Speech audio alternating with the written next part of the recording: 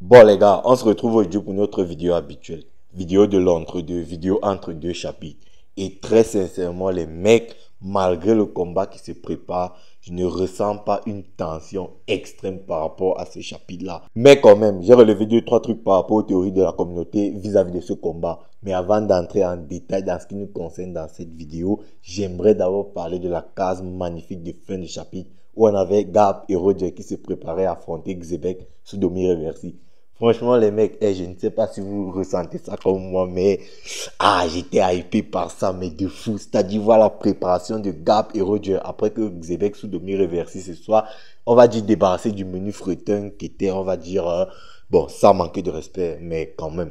Barbe Blanche, Kaido, Big Mom. Les mecs, j'ai adoré, je kiffe trop ce genre de scène où on voit où les protagonistes se préparer pendant que l'antagoniste est en train de débarrasser la map de toute forme de gêne. Et tu vois Gab et Roger qui sont là en train de souffler, de s'étirer et ils appellent Xebec de parleur à qui des rois. Franchement, j'aime trop ce genre de scène parce que déjà, c'est très explicite. Le message envoyé ici, il est super clair. Il n'y a aucune forme d'ambiguïté. Surtout qu'un peu avant, on a vu l'antagoniste Kerox Xebec se débarrasser des commandants les plus puissants de Rox, entre guillemets, parce que Shiki potentiellement peut en faire partie. Mais on a vu l'antagoniste Kerox Xebec se débarrasser des plus puissants avant les deux autres goats les plus puissants que sont Gab et Roger. Du coup là, étant donné que Barbe Blanche est out, Big Mom out, Kaido out et Shiki semble ne pas être très intéressé par le combat.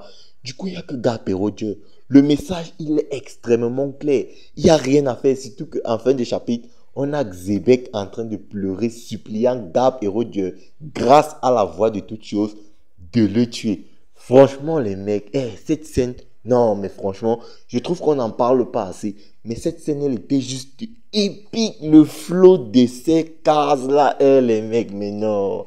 Mais non. Franchement, les mecs, lorsque tu vois ce genre de cases, il n'y a qu'une seule chose qui peut te venir en tête. J'attends la suite. Tout simplement, j'attends la suite parce que franchement, c'est beaucoup trop hypant, les mecs. Gab avec un flow de zinzin. Roger avec un flow de bâtard. Xebec avec un flow de démon. Les gars, franchement, c'est trop épique. Ces cases-là, franchement, je trouve qu'on n'en parle pas assez. Mais oh, mais c'est tout ce qu'on demande. Ça, c'est du pur fan service. Et c'est tout ce qu'on demande. Et le pire, c'est que c'est certes du fan service, mais un fan service extrêmement cohérent, les mecs.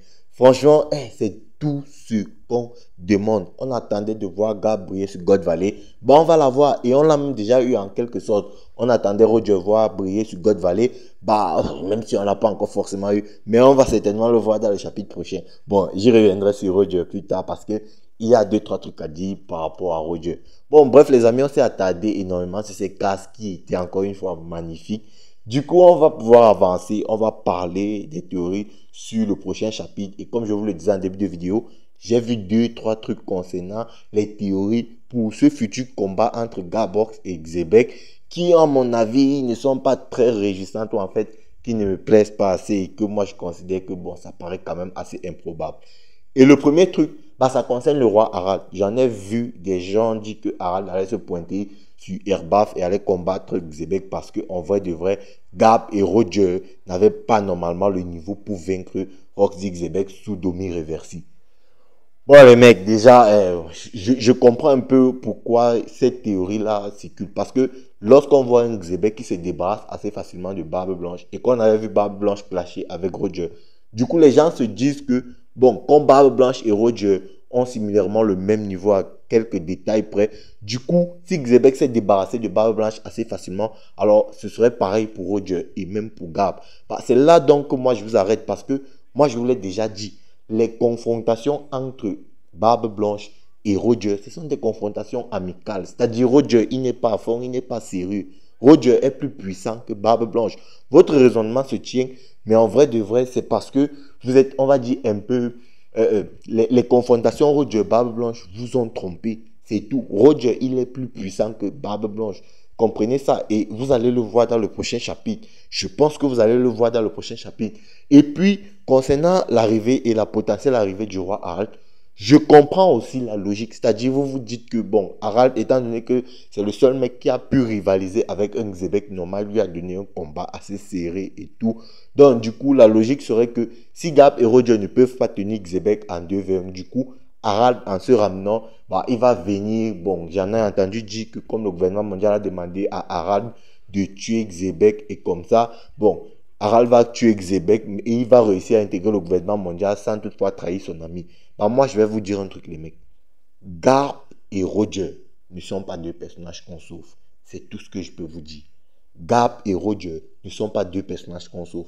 Moi, je m'arrête là. Du coup, j'aimerais aussi ajouter un petit truc. De la façon dont God Valley nous a été introduit et conclu, Harald n'a absolument pas sa place. Du coup, je vois vraiment pas l'intérêt de faire apparaître Harald et de lui donner un rôle important dans la chute de Roxy Xebec. Parce que d'après les propos de Sengoku, et il faut quand même préciser et noter que ce que Sengoku nous a décrit par rapport au flashback de God Valley est rigoureusement vrai à un détail près. Il ne nous avait pas parlé de l'implication du gouvernement mondial dans tout ce qui se passe. Donc, tout ce que Sengoku nous a dit, c'est extrêmement vrai. Et donc, Sengoku nous a clairement dit que Garp et Roger se sont alliés pour vaincre Roxy Xebec. Et c'est ce qu'on est en train de voir. Sengoku nous a jamais parlé de Harald. Après, vous allez dire que bon, c'est potentiellement parce qu'il fallait cacher Harald. Mais Xebec a aussi été caché, mais son nom a quand même été mentionné. Parce que Xebec, ça fait à peine, on va dire, 10 chapitres qu'on a eu la révélation du personnage. Pourtant, Sengoku, si Harald avait été important, il allait aussi le mentionner dans le chapitre 957. Et on aurait eu le reveal de son visage dans les derniers chapitres, comme avec Roxy Xebec. Du coup, si Sengoku n'a pas parlé de Harald, c'est parce qu'il n'a pas eu un rôle important sur God Valley, ou en tout cas dans la chute de Roxy Xebec. Donc, je ne pense absolument pas que Harald aura un rôle important. Bon, peut-être qu'il va se pointer là à la fin. Peut-être qu'il aura, on va dire, un mini rôle ou peut-être une conversation avec Kimi ou Garp ou Roger. Je ne sais pas, mais rôle important dans la chute de Xebec, ça non, je ne pense absolument pas. Et il faut aussi noter que Loki dit détester son père parce que son père sait pertinemment que le gouvernement mondial est responsable de la mort de Roxy Xebec, mais son père fait tout pour faire ami avec le gouvernement mondial. Encore une preuve pour nous montrer que Harald n'a absolument rien à voir avec la mort de Roxy Xebec. Donc du coup les mecs, je suis persuadé que le combat il va se passer entre Garp et Roger versus Roxy Xebec. Justement, en parlant de Garp et Roger, j'ai vu 2-3 trucs passer concernant la fin du combat entre Garp et Roger versus Roxy Xebec. Et franchement, les mecs, c'est super intéressant. C'est super intéressant. Pourquoi? Parce que y en a qui pensent que le combat va commencer par un 2v1 et puis plus tard, Garp, on ne sait pour quelle raison, va sortir du combat et Roger va terminer Xebec en 1v1. Bon, les mecs, franchement, hein, je vais vous dire le fond de ma pensée. D'après la lecture que j'ai de One Piece et d'après ma compréhension de One Piece, le 1v1 va exister entre Garp et Xebec. Franchement, je sais que je vous saoule avec ça et que vous êtes en mode ouais, mais qu'est-ce qu'il raconte encore? Bon, je vais vous dire pourquoi je pense ça. Les gars, si on arrête God Valley maintenant, le titre de Kaigen no Eiyu, le héros légendaire de la marine de Garp, serait-il justifié? Franchement, non. Ce titre ne serait absolument pas justifié si on arrête God Valley là. Pourtant, dans le 957, Sengoku nous dit clairement que Garp a obtenu son titre de Kaigen no Eiyu, le héros légendaire de la marine sur God Valley, grâce à ses actions face aux pirates des Rocks. Et il nous a même clairement dit que c'est Garp qui aurait arrêté Roxy Xebec et son équipage. Du coup, il faut qu'on nous le montre. Il faut qu'on justifie ce titre de Kaigen no Eiyu de Garp. Et donc, pour que ce titre soit justifié, Garp doit encore faire des dingueries. Garp doit faire des actions héroïques de façon à ce que tout le monde voit que Garp a fait ces actions héroïques là pour qu'on lui octroie ce titre de Kaigen no Eiyu. Parce que ce titre-là, ce n'est pas un titre autoproclamé, c'est un titre qu'on lui a donné.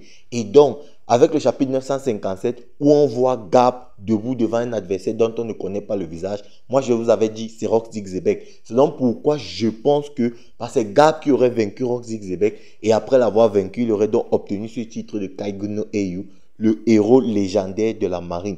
Les mecs, moi je vous le dis, hein, Vous pensez que c'est Roger qui va vaincre Roxy Xebec en 1v1. Pourtant, d'après ce qu'il nous a montré, d'après ce qu'on sait, on sait déjà que c'est Roger et son équipage les premiers à quitter God Valley. Et un accent à ce sujet a encore été mis dans le 1164 quand Roger dit à son équipage, lorsque vous serez prêt à partir, faites-le moi savoir. Du coup, il n'y a absolument rien qui retiendrait Roger dans ce combat et potentiellement, il quittera le combat avant Gab. Peut-être que Gab lui dira que vas-y, je me change du reste et tout. Va rechercher la dernière île comme Xebec t'a dit et tout. Découvre les secrets du monde, blablabla, blablabla. Parce que moi, je pense qu'il y aura une conversation de la sorte entre Xebec, Sudomi Reversi, qui communiquera grâce à la voix de toute chose avec Gab et Roger. Franchement, je pense que c'est un scénario qui est tout à fait plausible. Maintenant, lorsque Rayleigh et son équipage là vont vaincre les Chevaliers du Vin, parce que oui, à mon avis, les Chevaliers du Vin vont revenir. Parce que, en vrai, de vrai, les mecs, comme je vous l'ai dit à plusieurs reprises, ce qui me déçoit un peu par rapport à ce flashback de God Valley, c'est les combats, on va dire, des personnages secondaires. Parce que pour moi,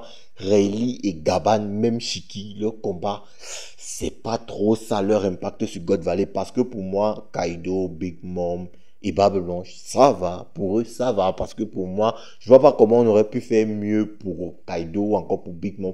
Ou peut-être on aurait pu faire mieux pour Barbe Blanche. Mais le problème de Barbe Blanche, c'est que un adversaire de son niveau, sur God Valley, il n'y en a pas. Soit ils sont beaucoup plus forts, soit ils sont beaucoup plus faibles. Bon, du coup, Barbe Blanche est un peu dans l'entre-deux. Il n'y a pas un adversaire réel de son niveau qui pourrait lui permettre de passer ce cap-là. Donc, c'est pourquoi, pour moi, le personnage de Barbe Blanche, lui aussi, son traitement de God Valley, ça va. Mais pour des personnages tels que Rayleigh, Gaban, Shiki, franchement, je trouve que c'est assez moyen. Même Big Mom, mais à la limite, pour moi, Big Mom aurait mérité un peu plus quand même si déjà ce qu'elle a fait actuellement là sur God Valley, bon, ouais, ça va quand même. Et donc, pour moi, à mon avis, Imu va octroyer un certain pouvoir aux Chevaliers divins pour qu'ils empêchent toute forme de vie de quitter God Valley. Et pour moi, God Valley va détruire à cause du combat entre Gab et Xebec. Moi, je vous le dis comme ça. Hein. Le God Valley va être détruite à cause de ce combat-là. Donc, les amis, je ne veux pas que la vidéo soit trop longue. J'espère avoir fait le tout. J'espère avoir dit tout ce que j'avais à dire. Du coup, n'hésitez pas à me dire ce que vous en pensez en commentaire. Check la vidéo à l'écran. Like si c'est ta plus partage. Et puis nous, on va se dire ciao pour une prochaine vidéo. Portez-vous bien sur Animarium. Peace les bros. After.